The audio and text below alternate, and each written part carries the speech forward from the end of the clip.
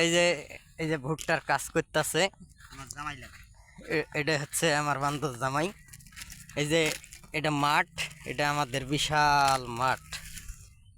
এই মাঠে আমরা ধান ভুট্টা এগুলো আর কি শুকাই। বিশাল মাঠ আমাদের।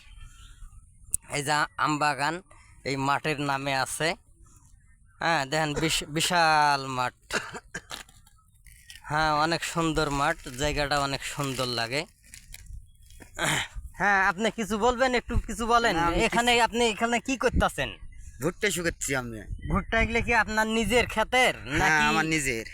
তাহলে আপনি নিজের ভুট্টা শুকাচ্ছেন নাকি? এগুলা কিভাবে আবাদ করছেন আপনি? এগুলো কিভাবে বেসন কিনে আনছি, আনি শুকাইছি, গাড়ছি, পানি দিছি, তারপরে তো হয়েছে, সার ওষুধ দিছি। আপনার যে যেতুগুলা কথা বললেন, যেতুগুলা খরচ হয়েছে, ওই খরচ কি বাদ দিয়ে আপনার লাভ থাকবে নাকি? অবশ্যই অবশ্যই। হ্যাঁ অবশ্যই।